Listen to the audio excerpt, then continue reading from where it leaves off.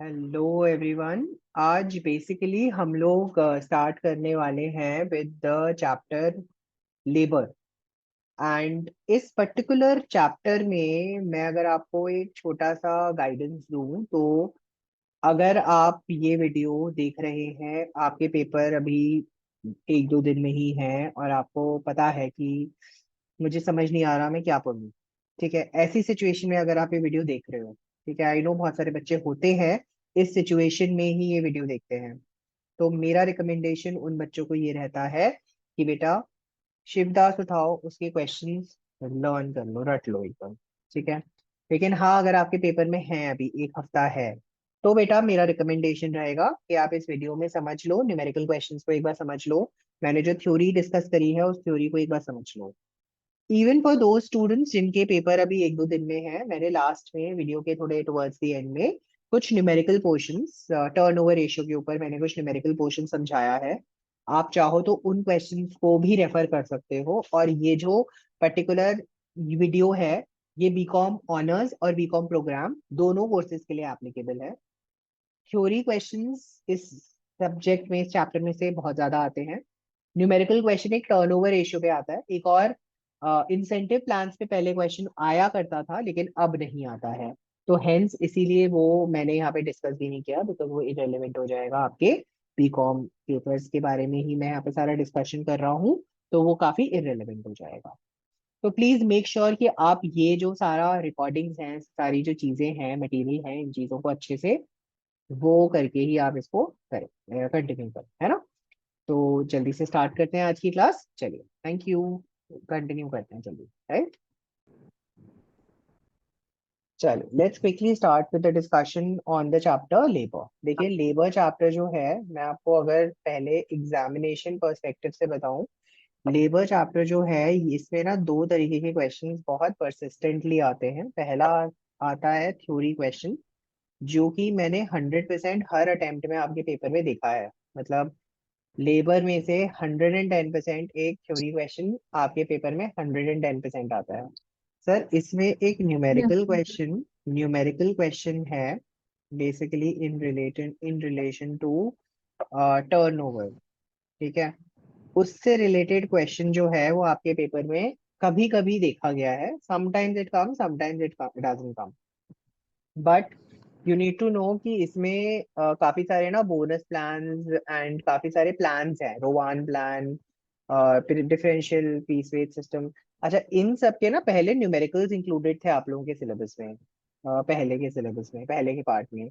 लेकिन जब से नया फॉर्म ऑफ आई सिस्टम आया है, तब से इसके न्यूमेरिकल्स जो हैं वो आपके सिलेबस में से कट कर दिए गए हैं। They have been removed from your syllabus the numerical portion. But they have clearly said कि उसके न्यूमेरिकल्स टेस्ट नहीं किए जाएंगे, बट उसका थ्योरेटिकल सिस्टम, मतलब theoretically they can be asked. तो थ्योरेटिकली आपसे यस वो सर। चीजें पूछे जाएंगी, राइट। तो हम जल्दी से एक बार क्विकली ग्लांस लेते हैं कि लेबर आपको पता ही है, आपको पता है जो भी हमारे ये हेड्स हैं, हमारा कॉस्टिंग जो है वो तीन हेड्स में डिवाइडेड है, मटेरियल, लेबर एंड ओवरहेड्स। ठीक है। Material yes. Again you know, ये जो मटेरियल लेबर ओवरहेड्स है ये फर्दर हमारे लिए दो पार्ट्स में डिवाइडेड है, डायरेक्ट इनडायरेक्ट। जो डायरेक्ट एक्सपेंस होता है उसे हम डायरेक्टली लेके जाते हैं, प्राइम कॉस्ट का एलिमेंट बनता है और वो हमारे लिए डायरेक्टली एट्रीब्यूटेबल होता है टू प्रोडक्शन। तो जैसे कि हम जो भी वेजेस पे करते हैं हमारे वर्कमैन को, हमारे जो वर्कर्स हैं जो एक्चुअली में प्रोडक्शन कर रहे हैं, तो मैं जैसे एक एग्जांपल देता हूँ, ये जिंदल स्टील या टाटा, टाटा स्टील का की फैक्ट्री का एक एग्जांपल देता हूँ कि टाटा स्टील एक कंपनी है जो स्टील मैन्युफैक्चर करती है। तो बेटा टाटा स्टील जो हम कहते हैं यहाँ पे, ये जैसे मैंने एग्जांपल दिया टाटा स्टील का, तो टाटा स्टील के बेसिकली दो टाइप की इस्टेब्लिशमेंट्स हैं। एक है उसका, एक ये फैक्ट्री, एक है उसका ये फैक्ट्री, एक है उसका ये एडमिनिस्ट्रेशन ऑफिस। ठीक है। तो यहाँ पर, और एक है यहाँ पे वेयर हाउस, जहाँ पर वो फिनिश गुड्स को पुट करता है, स्टोर करता है। तो अगर आप देखोगे ये जो फैक्ट्री से रिलेटेड जितने भी खर्चे हैं, यहाँ पर आपके वर्कमैन होंगे जो एक्चुअली में डायरेक्टली स्टील बनाते हैं, जो एक्चुअली में रियल में आपके लिए स्टील बना रहे हैं। तो सर, ये जो वर्कमैन को मैंने जो सैलरी दी है, सर केवल ये वर्कमैन की सैलरी जो है मेरे लिए डायरेक्ट लेबर का पार्ट बनेगा। ठीक है। इसके अलावा मैंने अगर किसी फॉरमैन को सैलरी दी है, सर मैंने किसी चौकीदार को सैलरी दी है, मैंने किसी वॉचमैन को सैलरी दी है, मैंने किसी क्लीनर को सैलरी दी है, मैंने किसी भी एड़े गैड़े इंसान, whoever the person is, even if he is the CEO, even if he is the whole time director, Tata steel के जो मालिक हैं, उनको भी मैंने अगर कोई सैलरी दी है, उन्होंने भी कोई रेम्यूनरेशन विड्रॉ किया है, even that remuneration will not be considered as a direct labor expense. Why it will not be considered as a direct labor expense? Because जो हमने उन वो जो सीईओ हैं उस कंपनी के, उन्होंने अगर कोई रेम्यूनरेशन को सैलरी दे रहे हैं, तो बेटा वो डायरेक्टली एट्रीब्यूटेबल नहीं है टू प्रोडक्शन, बिकॉज वो बैठ के वहां पे प्रोडक्शन नहीं कर रहा।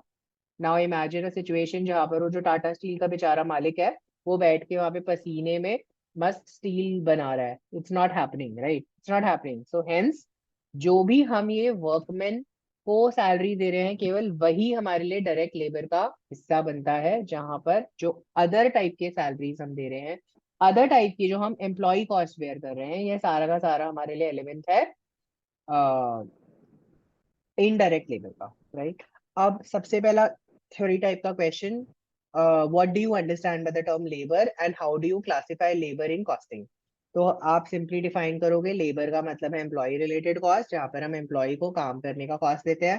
सो सेकंड टाइप हम उनको कैसे क्लासिफाई करते हैं, तो इफ यू रिमेंबर हम क्लासिफिकेशन बिल्कुल कॉस्टिंग का बताएंगे, जैसे हमने चैप्टर 1 में पढ़ा था कि costs are divided into two elements, direct indirect. Sir direct elements में हमारे पास लेबर कॉस्ट जो है ये हमारे प्राइम कॉस्ट का पार्ट है, ठीक है। सर जो हमारे इनडायरेक्ट कॉस्ट है वो हमारे तीन एलिमेंट्स में डिवाइडेड है, sir factory, administration and selling overhead. Sir factory में जो इनडायरेक्ट एक्सपेंसेस होते हैं वो हमारे, जैसे हम फोरमैन, क्लीनर, वॉचमैन, इन सबको जो सैलरी देते हैं। एडमिनिस्ट्रेशन में जो हमारा फाइनेंस हेड है या जो हमारे अलग लोग हैं, कॉलिंग पीपल हैं, उन सबको हम देते हैं। सेलिंग ओवरहेड में हमने जो कमीशन दिया, सेल्समैन कमीशन, हमने जो सेलर्स, जो हमारे सेल्समैन है उनको सैलरी दी, ये सारा एलिमेंट जो है हमारे लिए यहाँ पर इस चीज में इंक्लूड होता है, राइट? तो ये हम बेसिकली इस टाइप का एक्सप्लेनेशन देंगे कि डायरेक्ट लेबर, इनडायरेक्ट लेबर क्या होती है, फर्दर डायरेक्ट लेबर कहाँ रिकॉर्ड की जाती है हमारी कॉस्ट शीट में, इनडायरेक्ट लेबर को हम कैसे क्लासिफाई करते हैं फैक्ट्री, एडमिनिस्ट्रेशन, सेलिंग ओवरहेड में। तो बेसिकली होती इनडायरेक्ट लेबर है, लेकिन indirect labour in terms of factory, indirect labor in terms of administration and if indirect labor in terms of selling overhead, हम उस चीज को डिफाइन करते हैं, right? This is the first form of definition, right? अगर आप देखोगे हमारे पास हर कंपनी में, राइट, आपको पता ही है, कोई भी बड़ी कंपनी पकड़ लो, वहां पर एक एचआर डिपार्टमेंट होता है। एचआर डिपार्टमेंट को रादर मैं कह सकता हूँ एक पर्सनल डिपार्टमेंट। आप लोगों ने अपने ये ऑलरेडी ऑर्गेनाइजेशन बिहेवियर में थोड़ा बहुत पढ़ा होगा, इवन बिजनेस स्टडीज में कभी भी अपने मैनेजमेंट से रिलेटेड चीज पढ़ी है कभी भी जिंदगी में, तो आपने ये चीज पढ़ी होगी कि हमारे पास एक स्टाफिंग का प्रोसेस होता है जहां पर हम लोगों को भरते हैं, हम अपनी कंपनी में लोगों को हायर करते हैं, ज्यादा से ज्यादा लोगों को एम्प्लॉय करते हैं। तो सर हमारे लिए जो पर्सनल डिपार्टमेंट होता है वो यूजुअली लेबर के इर्द गिर्द आता है, लेबर के अंडर आता है। तो बेसिकली जो पर्सनल डिपार्टमेंट है उसका रोल होता है, या जिसको हम दूसरी भाषा में आज के टाइम पे कहते हैं एचआर डिपार्टमेंट। एचआर डिपार्टमेंट जो होता है इसकी डायरेक्ट, मतलब मैं कहूँगा इसकी डायरेक्ट रिस्पॉन्सिबिलिटी होती है हमारे एम्प्लॉयज को फुलफिल, हमारी एम्प्लॉयज की रिक्वायरमेंट्स को फुलफिल करना। सर हमारे एम्प्लॉयज की रिक्वायरमेंट को फुलफिल करने से हमारा कहने का मतलब क्या है? सर हम कहना चाह रहे हैं कि हमारे जो एम्प्लॉयज हैं, हमारे जितने भी टोटल कंपनी में हमारे एम्प्लॉयज की जो रिक्वायरमेंट है, ये उस रिक्वायरमेंट को फुलफिल करता है, ठीक है। तो बेसिकली आपसे कभी कभी एक शॉर्ट नोट पूछ सकता है 3-4 मार्क्स में, 5 मार्क्स में, जहां पर कि how personal department is important, या what is the relevance of personal department in labour costing, ठीक है। तो बेसिकली आप यहाँ पे वही समझाओगे कि पर्सनल डिपार्टमेंट जो होता है वो डायरेक्टली रिलेटेड है हायरिंग ऑफ पीपल से। वहाँ पे लोगों को हायर किया जाता है based on their objectives, based on their qualifications, हमें जैसे लोगों की जरूरत है। थोड़ा एचआर का ज्ञान जो वहाँ पे आप डाल सकते हो। एंड पर्सनल डिपार्टमेंट में आप एक्सप्लेन कर दोगे कि पर्सनल डिपार्टमेंट का फंक्शनिंग क्या होता है, कि हमारे पास एक एचआर का पर्सन होता है जो हमारी रिक्वायरमेंट्स को समझता है, फिर उसके बाद रिक्रूट करता है, लोगों को सिलेक्ट करता है, और फाइनली ट्रेनिंग और डेवलपमेंट प्रोवाइड करता है। सर इसके साथ साथ ये जो लेबर का सारे जो लेबर से रिलेटेड, मतलब हमारे जो एम्प्लॉय से रिलेटेड जितने भी सारे वर्किंग होती है ये पर्सनल डिपार्टमेंट हैंडल करता है, इसीलिए लेबर के लिए वो इंपॉर्टेंट रोल प्ले करता है। दिस इज द बेसिकली हमारे पास एक सिंपल क्वेश्चन। सर यहाँ पर हमारे पास एक छोटा सा कॉन्सेप्ट आता है, एक अनदर कॉन्सेप्ट मैं यहाँ पे डिस्कस करूंगा जो होता है जॉब इवैल्यूएशन। जॉब इवैल्यूएशन का sir what do you mean by job evaluation? Job evaluation basically, job evaluation का बेसिक मतलब है जहां पर मैं I am just using the exact terminology,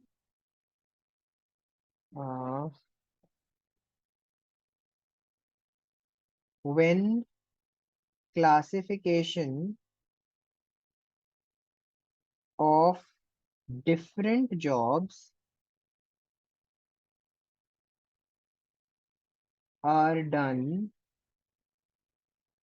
based on their characteristics। मतलब हमारा कहने का, सर कहने का मतलब क्या है इंग्लिश में? बेसिकली हमने यहाँ पर सीधा सीधा काम बोला कि सर ये जो हमारा पर्सनल डिपार्टमेंट है इसका ये एक इम्पॉर्टेंट रोल है जॉब इवैल्यूएशन।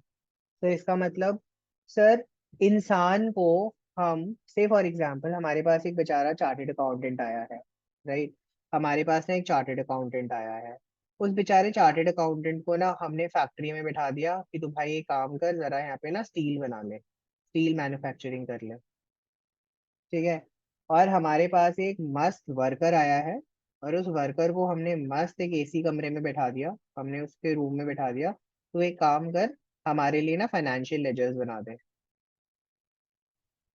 तो ये तो अगर आप देखोगे हमने बेचारों के रोल्स को मिक्स कर दिया। तो अगर आप देखोगे मेरे पास में जो क्वालिफिकेशंस हैं एक पर्टिकुलर पर्सन की, मैंने उसको उसकी क्वालिफिकेशन के हिसाब से काम नहीं दिया। वर्कर को हमें बेसिकली बैठाना चाहिए था फैक्ट्री में जो हमारे लिए मैन्युफैक्चरिंग करेगा, और एक चार्टर्ड अकाउंटेंट को बैठाना चाहिए था हमें एक रूम में जहाँ पे वो फाइनेंशियल लेजर्स बनाएगा, राइट? तो जॉब इवैल्यूएशन बेसिकली हमारे जॉब के क्वालिफिकेशंस को, हमारे करंट कैरेक्टरिस्टिक्स को, हमारी क्वालिफिकेशंस को आइडेंटिफाई करता है, और आइडेंटिफाई करके हमें करेक्ट पर्सन को करेक्ट जॉब पे प्लेस करता है, ठीक है? हमारे राइट पर्सन को राइट जॉब पे लगाता है, ठीक है? राइट जॉब पे प्लेस करता है। This is the basic work of a job evaluation. Sir job evaluation क्यों इंपॉर्टेंट है? क्योंकि हमें एक स्ट्रक्चर मिलता है, हमें एक अच्छा सा स्ट्रक्चर मिलता है जॉब से रिलेटेड, हमें एक स्ट्रक्चर मिलता है जॉब से रिलेटेड। सर हम एनॉमलीज को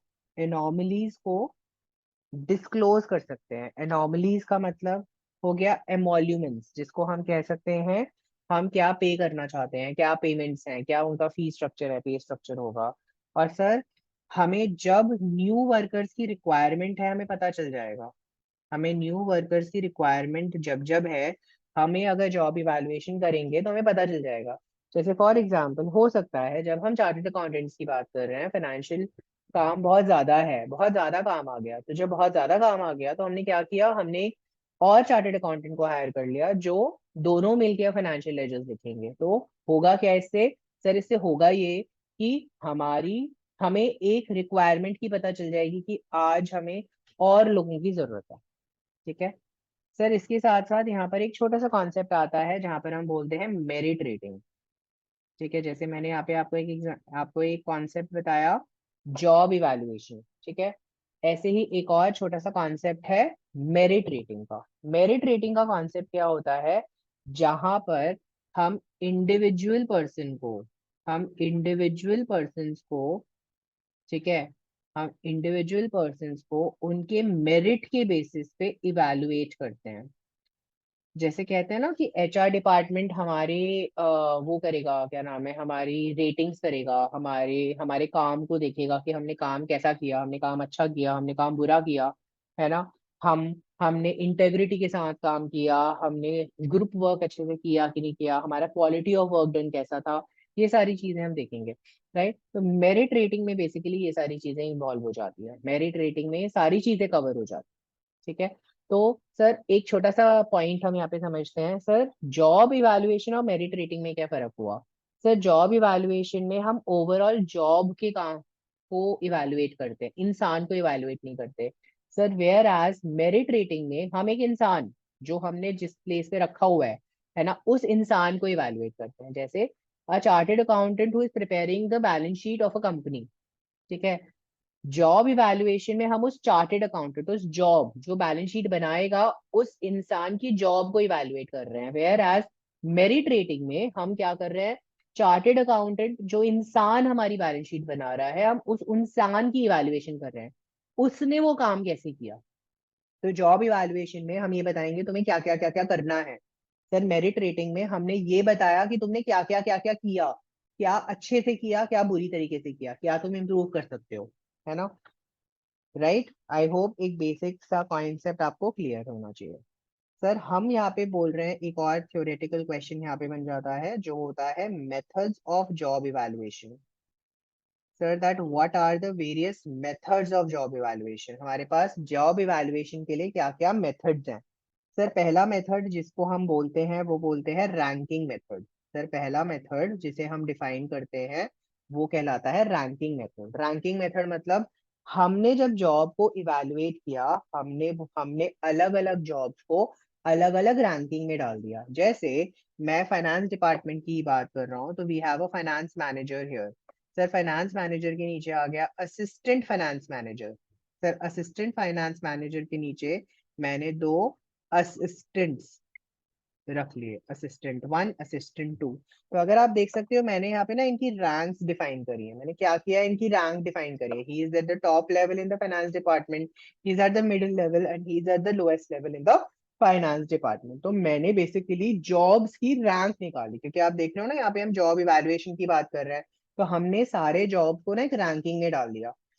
उन रैंकिंग के बेस पे हम क्वालिफिकेशन डिसाइड करते हैं और ऐसे बंदे को डिसाइड करते हैं कि कैसा इंसान आके यहाँ पे जो हमारा काम करने वाला है। ऐसा हम पहले हमने रैंक डिसाइड करी, उसके बाद हम क्वालिफिकेशन डिसाइड करेंगे कि किस क्वालिफिकेशन के बंदे को हम यहाँ पर इन रैंक्स में रखेंगे, है ना। जैसे हमने बोला है फाइनेंस मैनेजर है भैया, अगर तू चार्टेड अकाउंटेंट है और कम से कम तेरे पास 5 से 10 साल का एक्सपीरियंस होना चाहिए, तभी तेरे को फाइनेंस मैनेजर बनाएंगे, वरना नहीं बनाएंगे, है ना। तो ऐसे करके हमने अपनी स्पेसिफिकेशन दी। तो रैंकिंग मेथड में हम क्या कर रहे हैं, हमने अपने लोगों की, हमने अपने जॉब्स की रैंक्स डिफाइन कर दी कि उसकी रैंक क्या है in the organization. Sir second method हमारे पास आता है जिसको हम कहते हैं grading method. Sir grading method basically हम बोलते हैं एक थोड़ा सा इम्प्रूवमेंट कर दिया रैंक के साथ। हमने बोला तेरे को रैंक देंगे, तू टॉप लेवल पे है, तू मिडिल लेवल पे है या लोअर लेवल पे है, बट उसके साथ साथ हम तुम्हें ये भी बताएंगे कि तुम्हारी ग्रेडिंग क्या है। बेटा आप याद है आपको, if you are even aware of the fact कि जब आप गवर्नमेंट बेस्ड जॉब्स में होते हो, तो आपको ग्रेड के बेसिस पे अपॉइंट किया जाता है। दैट यू आर, बैंक्स में भी ऐसा होता है कि you are a grade one rank, you are a grade one officer, you're a grade 2 officer, you're a grade 3 officer, you're a grade 4 officer, and based on the grade, they will be paid and they will be given the तो ranking. Grades किसके basis पे होते हैं? Grades basically आपके जो होते हैं वो होते हैं हमारे एक्सपीरियंस, एज, जॉब, किसी भी बेसिस पे हो सकते हैं। ओके। या रादर हम कह सकते हैं जैसे कि हम सिलेक्शन कैसे उस इंसान को रिक्रूट कर रहे हैं। जैसे हो सकता है बेटा जो हमारे असिस्टेंट जनरल मैनेजर्स हैं, जो हमारे से हम कहते हैं ना बैंक का जो हेड है, जो हमारे बैंक्स में जो हमारा हेड आया है, ब्रांच मैनेजर जिसे हम कहते हैं। तो हो सकता है ब्रांच मैनेजर की पोस्ट क्या है, is he assistant manager, is he a general manager, is he a deputy manager, is he a chief manager, क्या है। तो based on his grading, based on his level where he is, हम accordingly decide करते हैं कि उसका किस तरीके से पे करा जाएगा और उसकी क्या क्या रिस्पॉन्सिबिलिटीज होंगी। ठीक है। सर तीसरी चीज, जब हमने बोला रैंकिंग मेथड और ग्रेडिंग मेथड के बाद हमने तीसरे मेथड पर आया। तीसरा मेथड जो है वो बोलता है point grading method. Sir point grading method क्या होगा। सर पॉइंट ग्रेडिंग मेथड हम बेसिकली बोलते हैं कि अगर तुमने अपने काम करते समय अपने ग्रेड में हम पॉइंटिंग पॉइंट्स सिस्टम डाल देते हैं। If you have followed these criteria, हम आपको ये पॉइंट्स देंगे, हम आपको इतना इतना पॉइंट्स देंगे। और आप एक बार इन पॉइंट्स पे इतने पॉइंट्स अचीव कर लोगे, हम आपका प्रमोशन कर देंगे, हम आपको हायर ग्रेड में डाल देंगे। ठीक है ना। तो बेसिकली हमने कहा कि हमने ग्रेडिंग तो रखी लेकिन पॉइंट्स बेसिस पे रखी। मतलब हमने हर अचीवमेंट को बेसिकली कुछ पॉइंट्स या रैंकिंग्स में डिवाइड कर दिया, और उन अचीवमेंट्स और रैंक्स को हमने उन्हें वेरियस ग्रेड्स में डिवाइड किया। तो बेसिकली उनका पेमेंट इन ग्रेड्स पे डिफाइंड है, और उनका ग्रेड किस पे डिफाइंड है, पॉइंट्स पे डिफाइंड है। उन्होंने कितने पॉइंट्स इकट्ठे करे हैं in their tenure working in the organization. ठीक है सर। इसके बाद में एक और इम्पोर्टेंट थ्योरी क्वेश्चन आता है, जो हमें बोलता है कि sir what are the various records, right, what are the various records to be maintained to be maintained by time keeper। Sir आपके पास, आपको आइडिया होगा टाइम कीपर कौन है। टाइम कीपर वो इंसान है बेसिकली, मैं सिंपल भाषा में बोलूं तो टाइम कीपर एक ऐसा इंसान है जिस इंसान को हमने रिस्पॉन्सिबिलिटी दी है, भाई तू देखना यार ये बंदा कितने बजे आया और ये बंदा कितने बजे गया, है ना। हमने सिंपल भाषा में एक चीज बोली कि तू कितने बजे आए हो एंड कितने बजे गए हो। बड़ी बड़ी ऑर्गेनाइजेशंस में usually this is done through electronically, done through वो स्टैंपिंग मशीन्स होती है, थंब स्टैंपिंग मशीन्स होती है, या there is face recognition, facial recognition, attendance based system होता है कि वो चेहरा पढ़ लेगा और अटेंडेंस मार्क कर लेगा। जब आप आ रहे हो जा रहे हो गेट के पास से, वो आपका टाइम रिकॉर्ड कर लेगा, नथिंग मोर। छोटी थोड़ी मिडिल ऑर्गेनाइजेशन पे आ जाते हैं, जो सिक्योरिटी गार्ड बैठा है ना, जो सिक्योरिटी गार्ड बैठा है बाहर और ऑफिस के बाहर, वो बंदा रिकॉर्ड करेगा, रजिस्टर में एंट्री करवाएगा कितने बजे आ रहे हो कितने बजे जा रहे हो, मैनुअल एंट्रीज। कभी कभी वहां पे ही इज रिस्पॉन्सिबल कि भैया जो आ रहा है जा रहा है, कार्ड स्वाइप करो, ये करो वो करो। तो अलग अलग वेज हैं। ठीक है sir. There is another system, अगर आप और छोटी का ऑर्गेनाइजेशन में आ जाओ, भैया बॉस रखेगा नजर तुम पे। बॉस रखेगा नजर मतलब बॉस तुम पे नजर रखेगा कि कितने दिन आप आए हो कितने दिन आप गए हो, है ना। स्कूल जाते हो, attendance is taken by the class teacher. College जाते हो, attendance is taken by the subject teacher, आपने उनकी क्लास अटेंड करी नहीं करी, राइट। आगे जाके पोस्ट ग्रेजुएशन करोगे, घंटा किसी को फर्क पड़ता है तुम क्लास अटेंड करो ना करो, right, they don't care, right. तो थिंग इज लाइक दैट। तो बेसिकली अगर हम सीधी सीधी बात बताएं कि सर हमारे पास में दो तरीके हैं टाइम कीपिंग के रिकॉर्ड का। पहला पहला तरीका, पहला रिकॉर्ड क्या है sir, attendance time record. Sir पहला हमने बोला अटेंडेंस टाइम रिकॉर्ड, मतलब हमने ये जाना कितने बजे आए, आपने कितना time, basically attendance time record में हम ये जानना चाहते हैं कि तुमने कितना टोटल टाइम स्पेंड किया है हमारे ऑफिस के अंदर। तो हम सीधा सीधा यूजुअली ये जान सकते हैं by, we can get to know this by hand written records. हम ये हैंड रिटन रिकॉर्ड से निकाल सकते हैं। सर हैंड रिटन रिकॉर्ड्स मतलब भाई वही रजिस्टर जिसकी मैंने आपको बात करी। सर सेकंड चीज हम इसको जान सकते हैं daily muster roll. Sir daily muster roll basically एक तरीके से वो हो गया कि तुम कब आए कब गए, तुम्हारा इन एंड आउट की डिटेल्स जानना। ठीक है, राइट। आई होप कोई प्रॉब्लम नहीं है। फिर इसके बाद में अगर आप देखोगे हमारे पास में वेरियस इलेक्ट्रॉनिक मेथड्स हैं for taking up the time card, है ना, टाइम रिकॉर्डिंग। सर नेक्स्ट मेरे पास आ गया सेकंड सिस्टम, जिसको हमने कहा सेकंड वे, हमने कहा जिसको मैंने कहा जॉब टाइम रिकॉर्ड्स। सर मैं ये जानना चाहता हूँ कि मेरे पास में, ठीक है, मेरे पास में एक इंसान ने कितनी देर काम किया। यहाँ पर टोटल टाइम जाना, यहाँ पे हम जानना चाहते हैं कि वर्क कितनी देर किया। सोचिए बताओ, एडमिनिस्ट्रेशन ऑफिस ये देखेगा, लेकिन एक फैक्ट्री ये देखेगी कि मेरे पास अगर वर्कर आया, वर्कर ने काम कितनी देर किया। ठीक है। वर्क वर्क करने के बेसिस पे हमारे पास मेथड्स आ जाते हैं, जहां पर हम जानना चाहते हैं what are the dial time recorder. ठीक है ना। डायल टाइम रिकॉर्डर बेसिकली क्या हो गया कि हमने कुछ फेस क्लॉक्स बनाए कि उस फेस क्लॉक्स में कितनी बार वो घूम गया, और बेसिस में सीधा भाषा में बोलूं तो फैक्ट्री में घंटा घंटा घर होता है ना, पहले पुराना जमाने में घंटे घर होते थे, टंग टंग टंग करके कितनी बार वो टंग टंग टंग किया उसको रिकॉर्ड किया जाता था, इन सिंपल भाषा बोलूं तो। ठीक है। की रिकॉर्डर मतलब मैं बेसिकली जानता हूँ कि I I basically keep a number of keys, कि भाई टिकट्स रखे बेसिकली वर्कर के लिए कि कितने लोग आए कितनी बार गए, ठीक है।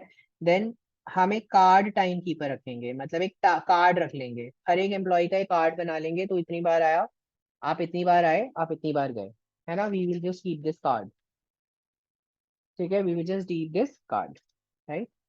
आई होप ये क्लियर है। हमारे पास अनदर एक और थ्योरी क्वेश्चन आता है यहाँ पे। एक और थ्योरी क्वेश्चन जो आता है वो हमें बोलता है जॉब कार्ड के बारे में। सर जॉब कार्ड क्या होता है? शॉर्ट नोट है, बेसिक शॉर्ट कोड नोट है, इंपॉर्टेंट है, एग्जाम में कई बार आ जाता है। जॉब कार्ड बेसिकली होता है कि जब कोई इंसान काम लेता है, से फॉर एग्जाम्पल मैं एक एनालिटिकली बेस्ड इंडस्ट्री में हूँ, से taking up an example, I M an engineer, I am a software engineer who do the repairing of laptops for Dell company, ठीक है, या मैकबुक्स की करता हूँ, चलो बेस्ट है। मैकबुक्स में, एप्पल में मैं मस्त इंजीनियर हूँ, सॉफ्टवेयर इंजीनियर हूँ, एप्पल की वर्कशॉप में बैठता हूँ और मस्त एप्पल के रिपेयर लैपटॉप्स मैकबुक्स की रिपेयरिंग करता हूँ। बेटा क्या मेरे पास रोज रोज नए नए मैकबुक आ रहे हैं रिपेयरिंग के लिए? नहीं आ रहे। बेसिकली व्हाट हैपेंस इज, ये जो कंपनी है ये मुझे बोलती है एक काम कर भाई, मैं तेरा डेली डेली टाइम नहीं नोट कर सकता क्योंकि तेरे आने का टाइम, तेरे जाने का टाइम, तेरे सुट्टे मारने का टाइम, हर चीज अलग है, ठीक है। तो एक काम कर तू, तो सीधा एक काम कर, मैं तेरे को 4 लैपटॉप दे रहा हूँ इस डेट को, I am giving you 4 laptops, say for example I am giving you 4 laptops on 15th March. I am giving you 4 laptops on 15th March. I need these laptops, right? Right. तुम इन laptops को repair करो और मुझे ये बताओ, इन 4 laptops को repair करते समय, इन 4 लैपटॉप्स को रिपेयर करने में तुम्हें कितना टाइम लगा? कितना टाइम लगा? What was your total time? What was the total time you took? When did you start? When did you stop? When did you start? When did you stop? Give me a detailed report. Give me a detailed time stamp. Give me a detailed time stamp जो तुमने इन 4 laptops के repairing में लगाया। ये card एक बना के दे दो मुझे, मैं उस कार्ड के बेसिस पे तुम्हारी अटेंडेंस मार्क कर दूं कि तुमने इतने घंटे काम किया, उसके बेसिस पे मैं तुम्हें सैलरी दे दूं, right. So this is basically how we deal with job card. That is basically a job card. ठीक है? You can explain in the exam, 4 marks का आएगा ज्यादा से ज्यादा, so you can basically give a detailed explanation about it. ठीक है? Sir इसके बाद में हम बात करते So हैं। फिर ये चलो लैपटॉप वाला एग्जांपल आई अंडरस्टूड, हाँ, but basically job card is a एक, method to हाँ, find out how much time has been taken to do the work. Is that for a it? Specific job, for a specific job. Okay. जैसे कि Okay, मैंने sir. बोला ना 4 laptop मैंने आपको पकड़ाया, तो इन 4 लैपटॉप को करने में, मतलब इन 4 लैपटॉप को रिपेयर करने में तुम्हें कितना टाइम लगा? सो इन So ऑर्डर ये टू डू जॉब इट, का डिवाइस होता है क्या? नहीं नहीं, it's like a card, it's like a normal card जहाँ पे लिखा होगा तुमने टाइम, स्टार्ट टाइम क्या था, तुम्हारा एंड टाइम क्या था, टोटल आवर्स कितने थे, वेज रेट कितना है, Okay. ठीक है, और Okay, तुम्हारा टोटल sir. अमाउंट कितना हुआ। तुमने यहाँ पे आज की डेट डाल दी, तुमने आज का टाइम डाल दिया, तुमने यहाँ पे नाम लिख दिया, ठीक है, तुमने यहाँ पे अपने सुपरवाइजर से साइन, तुमने साइन कर दिया, तुम्हारे सुपरवाइजर ने साइन कर दिया, that's it. This is like a job card. तो ऐसे करके हमने टेबल बना दी, इस टेबल को भर दिया, राइट, यहाँ पे टोटल बना के हमने टोटल बना दी कि भैया आज मैंने ए काम किया है और इतना मेरी सैलरी बनती है। होता है ना जैसे पीएसआर बेसिस में, सोचो मैं कहीं पे काउंसलिंग सेशंस ले रहा हूँ, ठीक है, इसे मैं कहीं पे घंटे के हिसाब से पढ़ा रहा हूँ, राइट। तो आई कीप अ नोट ना कि मैंने कितनी कितने एक दिन में, मैं फॉर एग्जांपल मैं एक पर्टिकुलर इंस्टीट्यूट के लिए आर्ली बेसिस पे पढ़ा रहा हूँ। आप अपने कॉलेजेस में ले लो बेटा, जो गेस्ट लेक्चरर्स होते हैं उनको पर क्लास अटेंडिंग का पैसा मिलता है, एक क्लास पढ़ाने का पैसा मिलता है बाय फ्रॉम द कॉलेज। तो व्हाट डू दे डू, वो कहते हैं कि आप हमें एक अटेंडेंस शीट पे 20 बच्चों के सिग्नेचर ला के दो और हमें वो अटेंडेंस शीट प्रोवाइड कर दो, ठीक है, कितने अटेंडेंस शीट आप मुझे प्रोवाइड कर रहे हो, जितने अटेंडेंस शीट आप मुझे प्रोवाइड कर दोगे वो अटेंडेंस शीट आपके लिए जॉब कार्ड का काम कर गया कि मैंने इतने बच्चों को पढ़ाया है इस डेट पे, इस टाइम से इस टाइम तक, ठीक है ना। तो वो उस टीचर ने बेसिकली अपनी कॉलेज डिपार्टमेंट को एक तरीके से अपना जॉब कार्ड दे दिया, है ना। Teachers, if you know, teachers आपको कई बार अटेंडेंस शीट फॉरवर्ड करते हैं कि भैया भर दो, कई बार टीचर्स वर्बली लेते हैं, कई बार टीचर्स ऐसी पास कर देते हैं कि चलो भाई भर के दे देना,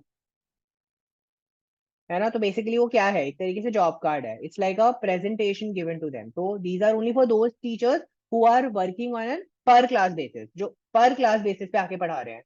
एक क्लास पढ़ाएंगे उन्हें पैसा मिलेगा, लेकिन जो मंथली पे है उनको बेसिकली फर्क नहीं पड़ता, राइट। तो job card is basically for those people जो पर आवर बेसिस पे या एक पर्टिकुलर घंटे के बेसिस पे काम कर रहे हैं, राइट। आई होप कोई प्रॉब्लम नहीं है। Yes, so clear. चलो, इसके बाद हमारे पास में एक छोटा सा कॉन्सेप्ट आता है जिसको हम बेसिकली बोलते हैं थ्योरी कॉन्सेप्ट। ये अगेन थ्योरी कॉन्सेप्ट है जो हमारे पास आता है ओवर टाइम वेजेस के नाम पे। Sir what are overtime wages? Sir मेरा डिजाइंड टाइम था कि I will work 40 hours in a week, ठीक है। मैं एक हफ्ते में 40 घंटे काम करूंगा, ठीक है। But in reality what happened is I worked 8 hours for 6 days. तो मतलब मैंने कितने घंटे काम कर लिया? 48 आवर्स काम कर लिया, ठीक है। That means I will be paid for 48 hours instead of 40 hours. मुझे 48 आवर्स का पेमेंट मिलेगा। लेकिन आपको ये ध्यान रखना है, मैंने 8 घंटे एक्स्ट्रा काम किया है। मैंने 8 घंटे एक्स्ट्रा काम किया है, तो ये मेरे लिए जो एक्स्ट्रा टाइम मैंने डिवोट किया है in working, this is called overtime. जहां पर again for this overtime I will be paid a little extra than the normal wage rate.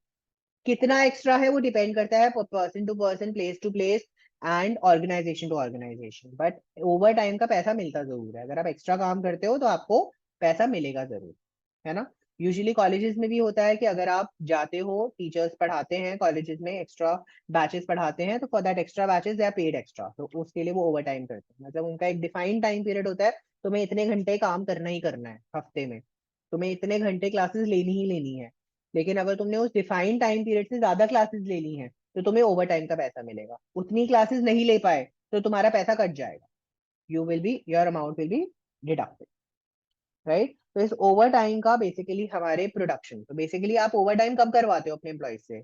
जब तुम्हें एक्स्ट्रा प्रोडक्शन की जरूरत है, जब तुम्हें एक्स्ट्रा प्रोडक्शन की जरूरत है, ठीक है ना। जब तुम्हें ज्यादा प्रोडक्टिविटी चाहिए, यू वांट एक्स्ट्रा प्रोडक्टिविटी, ठीक है।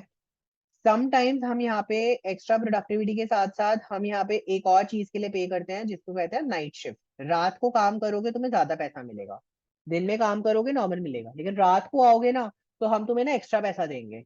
क्यों? अपनी नींद खराब करके आ रहे हो, है ना। वैसे तो हम लोगों को कोई ज्यादा दिक्कत नहीं है, हम तो वैसे भी रात के प्राणी हैं, राइट। लेकिन स्टिल अगर हम रात को जॉब पे जाएंगे तो we'll be paid a little extra, right. तो इसीलिए दिस इज समथिंग जिसके लिए हम ओवर टाइम यूजुअली रिसीव करते हैं, एक्स्ट्रा अमाउंट रिसीव करते हैं।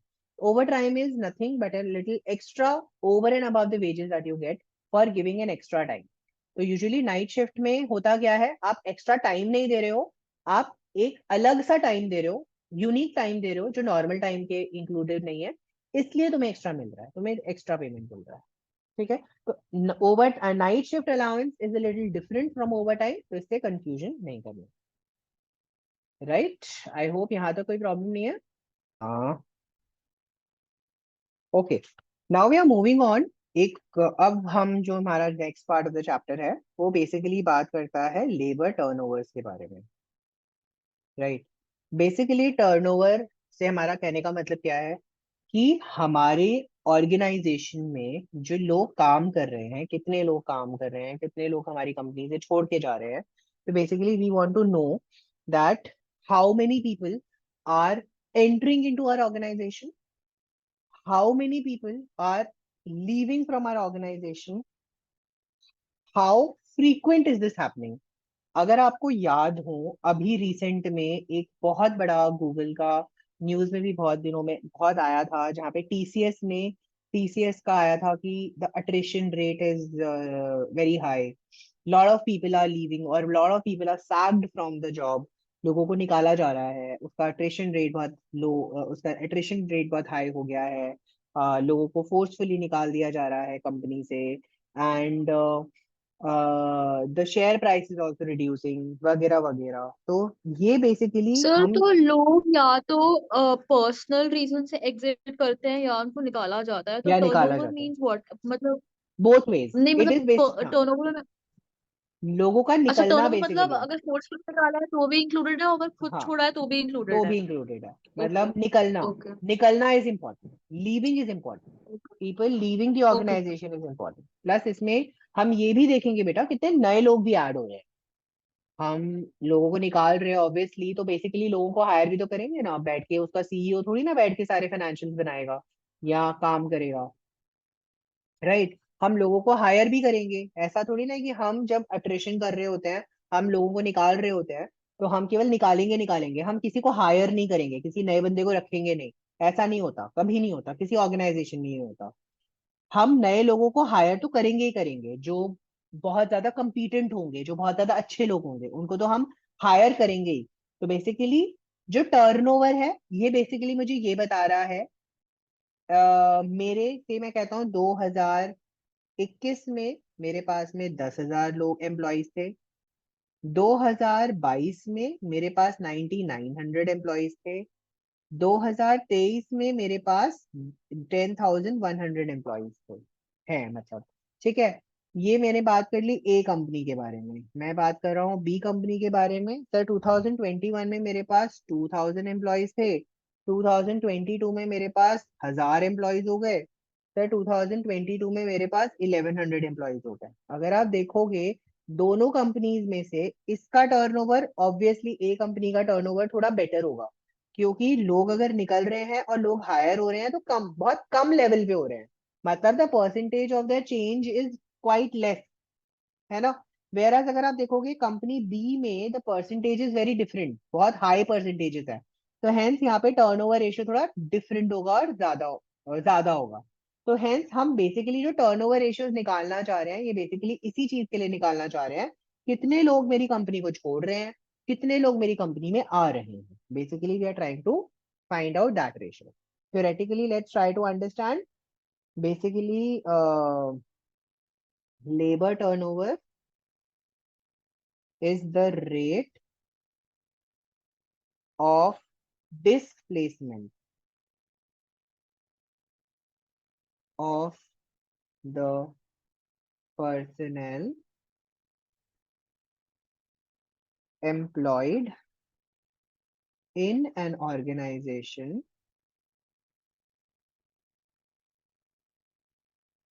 due to resignation,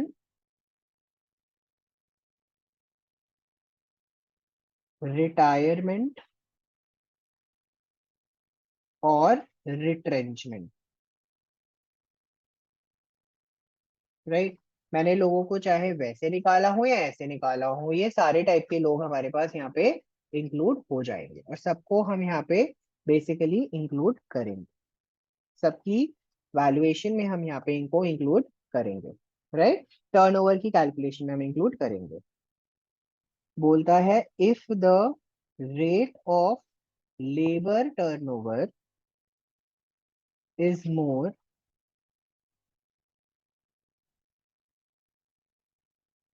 this is a sign of instability of labor and it affects their efficiency। बेटा एग्जाम्पल देके समझाऊं तो, हम अगर हमारा लेबर टर्नओवर रेट बहुत ज्यादा है, तो ये हमारी कंपनी में इंस्टेबिलिटी, लेबर बहुत इनस्टेबल है, एक जगह टिकते नहीं है लोग।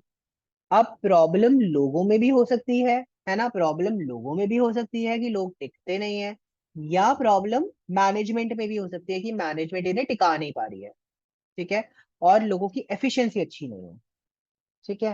एंड क्योंकि एफिशिएंसी इंपैक्ट कर रही है, तो एफिशिएंसी इंपैक्ट करेगी, तो it will also impact the profitability of the enterprise.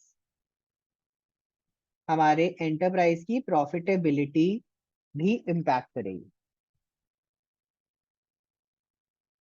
हमारी कंपनी की प्रॉफिटेबिलिटी को भी इंपैक्ट करेगी। ठीक है जी। मैं सीधा न्यूमेरिकल कॉन्सेप्ट में आता हूँ। लेबर टर्नओवर को मेजर करने के लिए, ठीक है, लेबर टर्नओवर को मेजर करने के लिए मेरे पास में तीन मेजर तरीके होते हैं।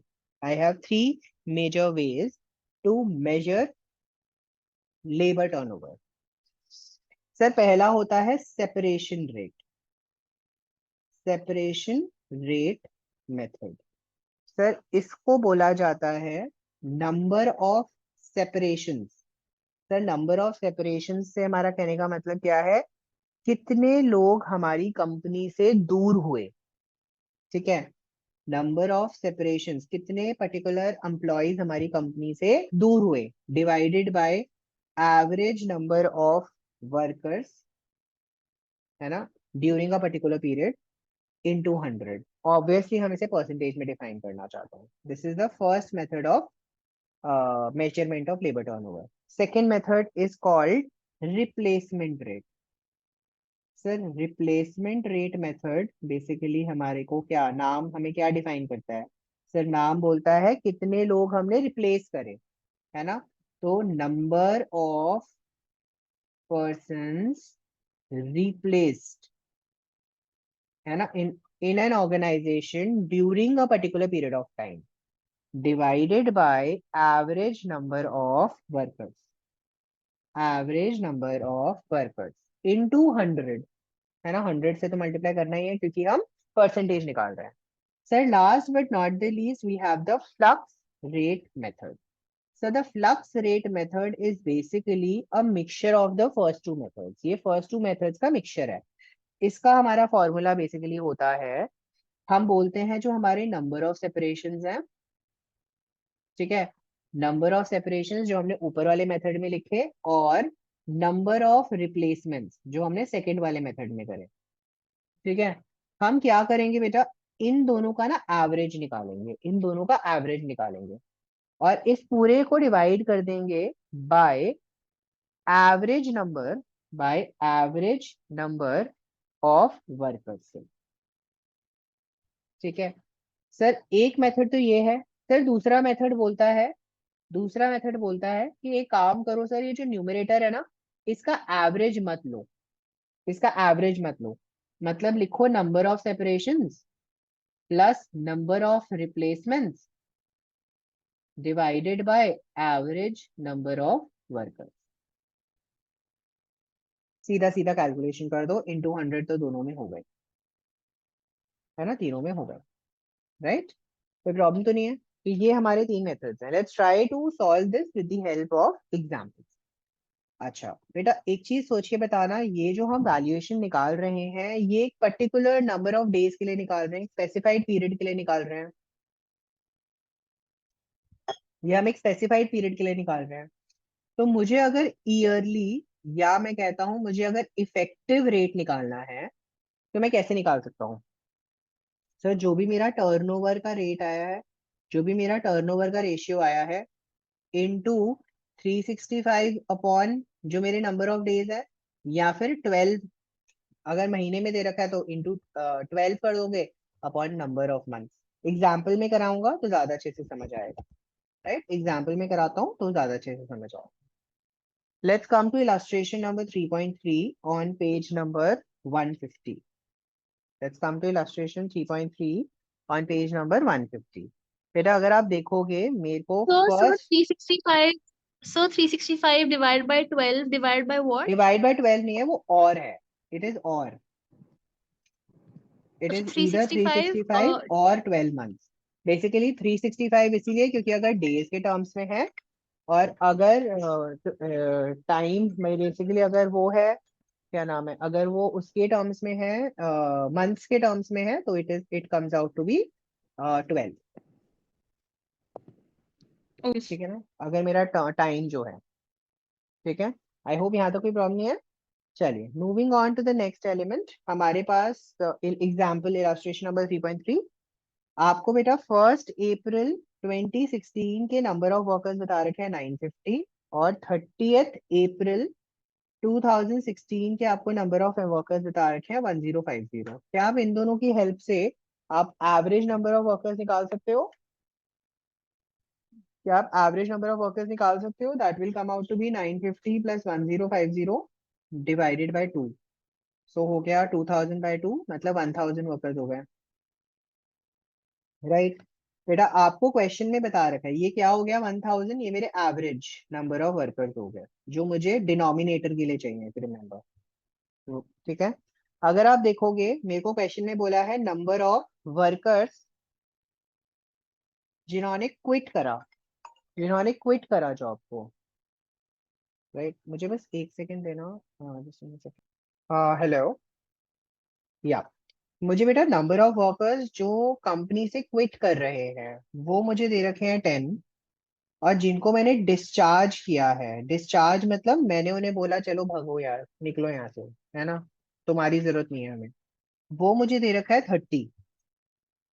ओके सर, मुझे बोला है कि number of workers engage in April including 120 on account of expansion scheme.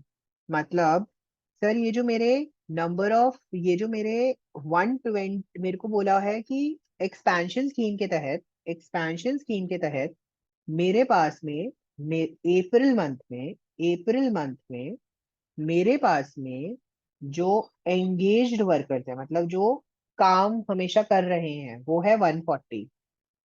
Sir इसमें 140 में से आपको बता दिया जो 120 वर्कर्स है ना, ये जो 120 वर्कर्स है ना, ये मुझे एक्सपेंशन स्कीम के थ्रू, एक्सपेंशन स्कीम के थ्रू मैंने नए हायर करे हैं, मतलब ये मेरे न्यू हायरिंग्स हैं।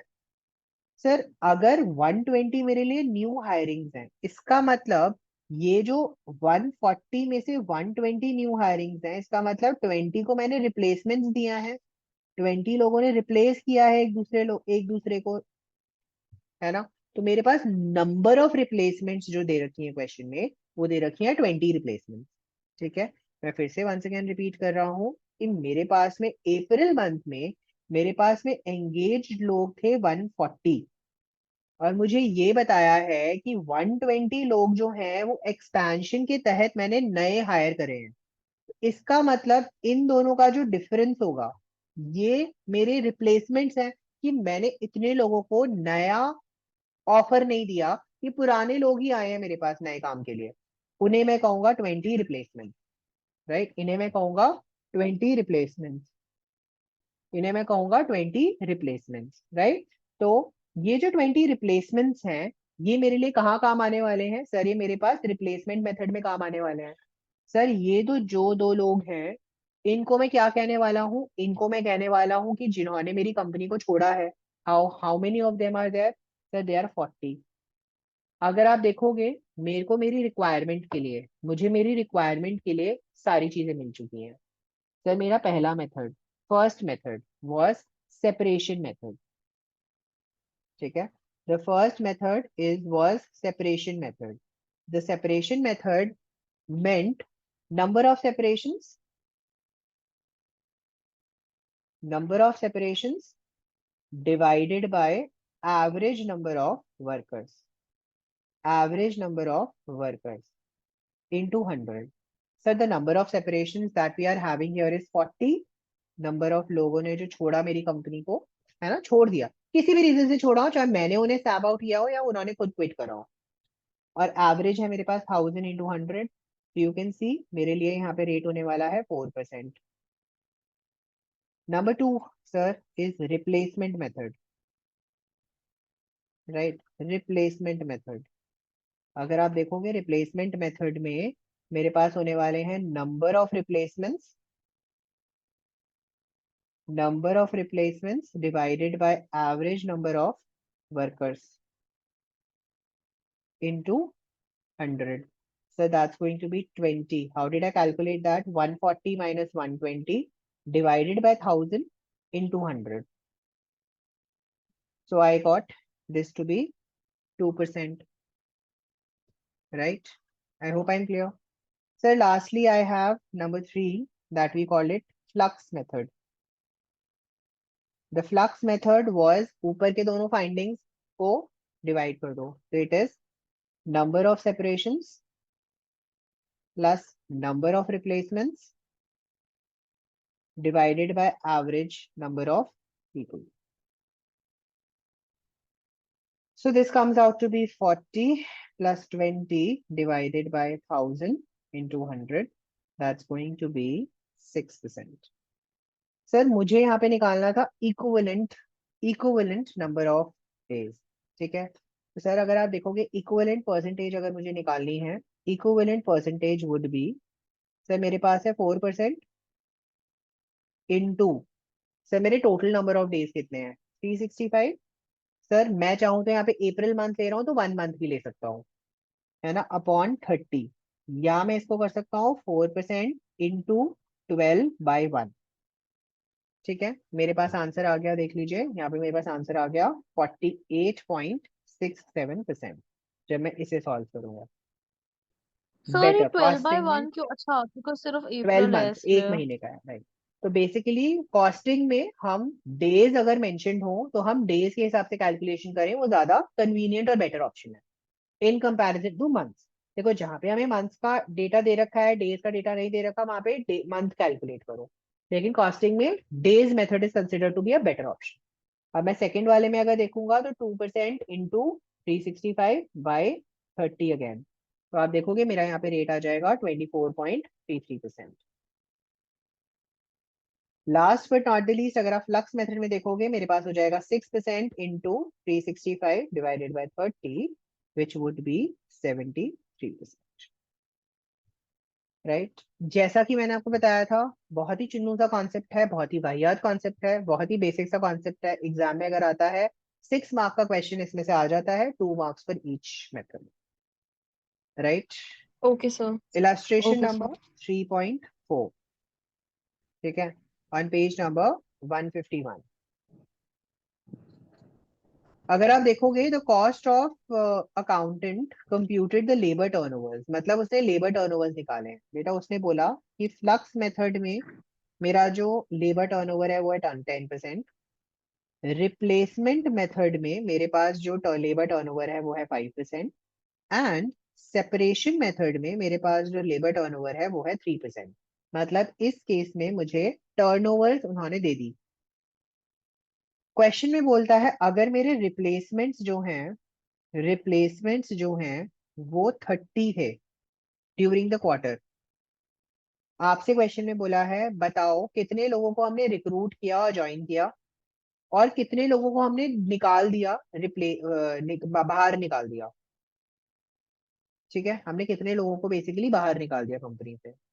बेटा अगर आप बेसिकली यहाँ पे दिखा लोगे, हमें यहाँ पे नंबर ऑफ रिप्लेसमेंट्स क्वेश्चन में पता है, हमें यहाँ पे नंबर ऑफ रिप्लेसमेंट्स पता है, सर और नंबर ऑफ रिप्लेसमेंट्स कैसे पता लगा हमें?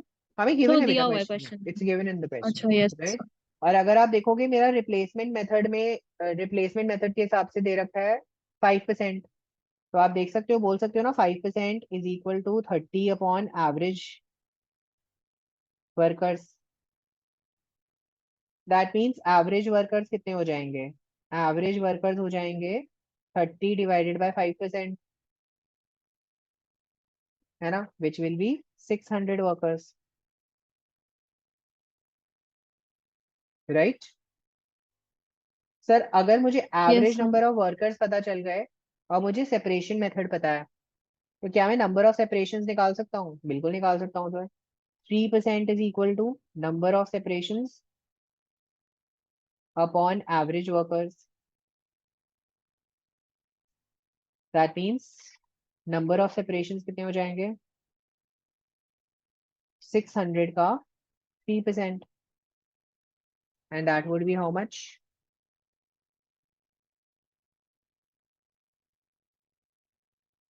That would be how much 18, 60 is 18।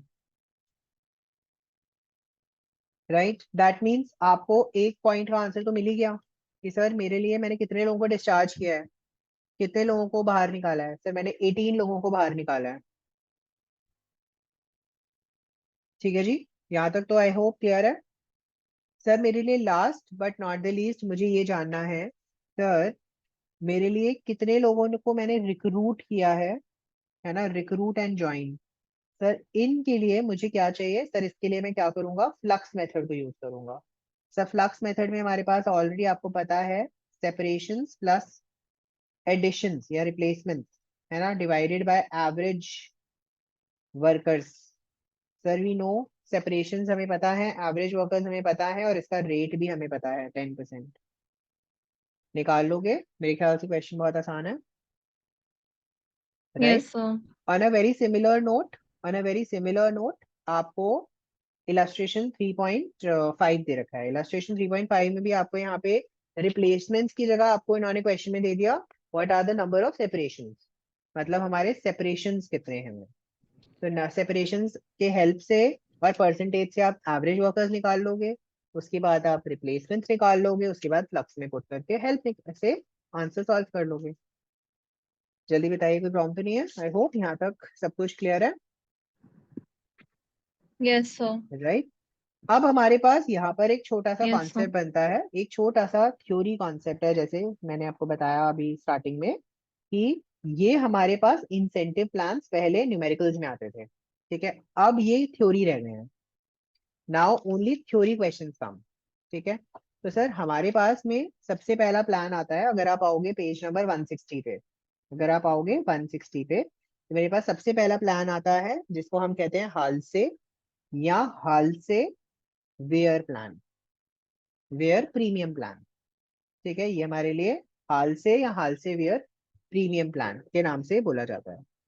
Sir यहाँ पे बोलता है हम एक इंसान को, वर्कर को पे करते हैं आर्ली रेट, हम उसे आर्ली रेट पे करते हैं जो उसने काम किया, for the work done,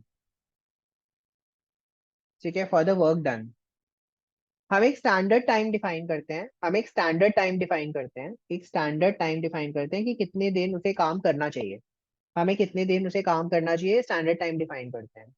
sir अगर उसने कुछ ओवर टाइम किया है, अगर उसने कुछ एक्स्ट्रा टाइम काम किया है, उसे हम, अगर मैं हाल से प्लान में डील कर रहा हूँ, अगर मैं हाल से प्लान में डील कर रहा हूँ, तो मैं उसे 50% दूं, हाँ, तो मैं उसे 50% of the extra time extra payment दूंगा, ठीक है? अगर मैं हाल से वियर प्लान में डील कर रहा हूँ, तो मैं उसे 30% ऑफ द अमाउंट एक्स्ट्रा पे करूंगा। बेटा इसका फॉर्मूला आपको क्वेश्चन में गिवन है, T into R plus S minus T into 50% और 30% एज द केस में B, where T stands for the total time, R stands for the rate per hour, ठीक है? S stands for the standard time, काम को करने में standard time क्या लगे, ओके? आपको यहाँ पे एक एग्जांपल दे रखा है, आप इस एग्जांपल की मदद से इस पॉइंट को एक्सप्लेन कर सकते हो। एग्जाम में आएगा 3 to 4 मार्क्स में एक प्लान आपको एक्सप्लेन करने के लिए आएगा, ठीक है? आपको ये फॉर्मूला मेंशन करना बहुत जरूरी है, ये जो फॉर्मूला मेंशन करा, ये फॉर्मूला मेंशन करना जरूरी है, एग्जाम्पल के थ्रू समझा दो, पेज भर जाएगा, कोई प्रॉब्लम नहीं। सेकेंड इंपॉर्टेंट प्लान मैंने बताया जो होता है रोवान प्लान। रोवान प्लान आपको बोलता है, रोवान प्लान आपको बोलता है कि जो मेरा स्टैंडर्ड टाइम है, सॉरी, जो मेरा टाइम सेव्ड है, जो मेरा टाइम सेव्ड है, ठीक है, उसे मैं स्टैंडर्ड टाइम से डिफाइन डिवाइड करूंगा, इनटू टाइम टेकन से मल्टीप्लाई करूंगा, और आवरली रेट से मल्टीप्लाई करूंगा, तो मुझे मिल जाएगा ये मेरा बोनस अमाउंट है, कि मैं कितना एक्स्ट्रा उसे पे करने वाला हूँ।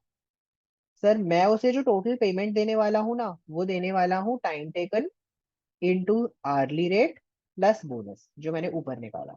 तो बेसिकली रोवान बोलता है कि तुमने जो टाइम सेव किया उसके हिसाब से, उसके उसको हम स्टैंडर्ड टाइम और टाइम टेकन के रेशियो के बेसिस पर हम तुम्हें बोनस निकाल के देंगे, जैसे हम कहते हैं ना प्रोपोर्शनेट बेसिस पे बोनस निकाल के देंगे, तो ये प्रोपोर्शनेट बेसिस पे, बेसिकली वही प्रोपोर्शनेट बेसिस पे आपको वो बोनस कैलकुलेट करके बताता है। एग्जाम्पल आपको दे रखा है, उस एग्जाम्पल के बाद हिसाब से आप क्वेश्चन सॉल्व कर सकते हो, राइट? सर ये जो इलस्ट्रेशन हैं इसके बाद में क्या ये हमें पढ़ने हैं? नहीं, ये आपको बिल्कुल भी नहीं पढ़ने हैं, ठीक है? इसके बाद में एक और बोनस प्लान है जो एग्जाम में कई बार पूछा जाता है, जिसको हम कहते हैं Taylor's differential piece rate system. बेटा Taylor's differential piece rate system बोलता है कि अगर हमारे पास दो वर्कर्स हैं, वर्कर ए, वर्कर बी, ठीक है? बेटा बोला गया वर्कर ए 1 घंटे में 10 यूनिट बनाता है और वर्कर बी 1 घंटे में 8 यूनिट बनाता है, ठीक है? ठीक है, हम बोला गया कि हम ए को ज्यादा पेमेंट देंगे, मोर पेमेंट देंगे, और बी को कम पेमेंट देंगे। बेसिकली प्रोडक्शन लिंक्ड पेमेंट, जितना ज्यादा बनाओगे उतना ज्यादा पेमेंट देंगे। ठीक है, that's differential piece rate system. हम अलग अलग रेट पे अलग अलग हिसाब से आपको पेमेंट देंगे। तुमने ज्यादा प्रोडक्शन किया तो ज्यादा पैसा मिला, तुमने कम प्रोडक्शन किया तुम्हें कम पैसा मिला। That's the basic system. ठीक है, लास्ट इसमें जो एक थ्योरेटिकल बोनस प्लान आता है वो आता है आपका मेरिक। ये जो लास्ट प्लान आता है वो आता है मेरिक multiple piece rate. मेरिक multiple piece rate, ये बेसिकली बोलता है कि अगर आपकी एफिशिएंसी, ये बेसिकली हमारे वर्किंग को 3 पार्ट्स में डिवाइड करता है। क्या करता है, ये हमारी वर्किंग को 3 पार्ट्स में डिवाइड करता है। पहला बोलता है कि सर मेरी एफिशिएंसी है, मुझे कितना पैसा मिलेगा। सर बोलता है अगर मेरी एफिशिएंसी जो है ना अप टू 83% है, एफिशिएंसी अगर मेरी अप टू 83% है, तो मुझे मेरा ऑर्डिनरी वेज मिलेगा। सर मुझे मेरा ऑर्डिनरी वेज मिलेगा। सर अगर वो 83% से 100% के बीच में है मेरी एफिशिएंसी, तो मुझे बोल रहा है 110% ऑफ ऑर्डिनरी वेज मुझे पैसा मिलेगा। है ना, अगर से मेरा ऑर्डिनरी वेज 1000 रुपए है तो मुझे 1100 रुपए मिलेगा। सर अगर मेरा एफिशिएंसी रेट 110% या उससे ज्यादा है और मोर, 100, सॉरी 100 और मोर% है, 100 या 100 से ज्यादा है, तो सर मुझे कितना पीस वेज मिलेगा। सर मुझे 120% ऑफ ऑर्डिनरी वेज का पेमेंट मिलेगा। मैं हमेशा हमारे प्रोडक्शन में बेसिकली जितना टाइम सेव किया, जितना टाइम किया, उसके हिसाब से हम परसेंटेज में एफिशिएंसी निकालेंगे, और एफिशिएंसी को के बेसिस पे हम उसको ऑर्डिनरी पीस वेज करेंगे। तो हमने उसके 3 स्लैब्स बना दिए। पहला बना दिया अप टू 83% ऑर्डिनरी वेज मिलेगा, 83 से 100% 110% मिलेगा, 100 अबव 120% वेज रेट मिलेगा। Nothing new and expensive, right. Yes sir. अच्छा, इसमें एक और है, सॉरी एक और है यहाँ पे इम्पोर्टेंट, जो आपके एग्जाम में कई बार पूछा गया है, दैट इज बार्ट स्कीम, जिसको हम कहते हैं बार्ट स्कीम। बार्ट स्कीम में हम कहते हैं अर्निंग्स जो होती है वो आपकी होती है, जो भी आपका आर्ली रेट है उसे हम standard hours into hours worked का अंडर रूट से मल्टीप्लाई कर दो। सर हमने जितने घंटे, मतलब हमें काम करना चाहिए था, इनटू जितने घंटे हमने काम किया उसका अंडर रूट ले लोगे, आर्ली रेट से मल्टीप्लाई कर दोगे, जो हमारा रेट है उससे मल्टीप्लाई कर दोगे, आपको आपकी अर्निंग्स मिल जाएंगे। बस सिंपल। ठीक है, यूजुअली ये पर डे बेसिस पे होता है, तो नथिंग ऐसा। सर एस एच क्या है? S H is standard hours, standard hours work, and this is ours work, हमने एक्चुअल में कितना काम किया, हमें कितना काम करना चाहिए था इनटू कितना काम किया, दैट्स द थिंग। ठीक है, हमें ठीक है कितना सर। काम करना चाहिए था इनटू जितना काम हमने किया। ठीक है, दैट्स द, राइट। तो यस। ये हमारे बेसिकली सिस्टम्स हैं। बाकी मैं एक बार आपको रिकमेंड करूंगा कि शिवदास जाना, शिवदास के थ्योरेटिकल क्वेश्चंस पे एक बार जरूर नजर मार लेना। मैंने काफी हद तक ठीक बहुत है चीजें सर। तो यहाँ पे कवर कर दी है थ्योरेटिकली, बट स्टिल हो सकता है एक आध यस दो सर। टॉपिक मुझसे रह गया हो, मिस आउट हो गया हो। तो मेक श्योर आप 10 years में जाकर थ्योरेटिकल पोर्शन को अच्छे से एक बार गो थ्रू करो। इसमें से जो ठीक न्यूमेरिकल है आपके सर। पेपर में आएगा that would B only the turnover ratio, nothing more, right. ठीक है सर।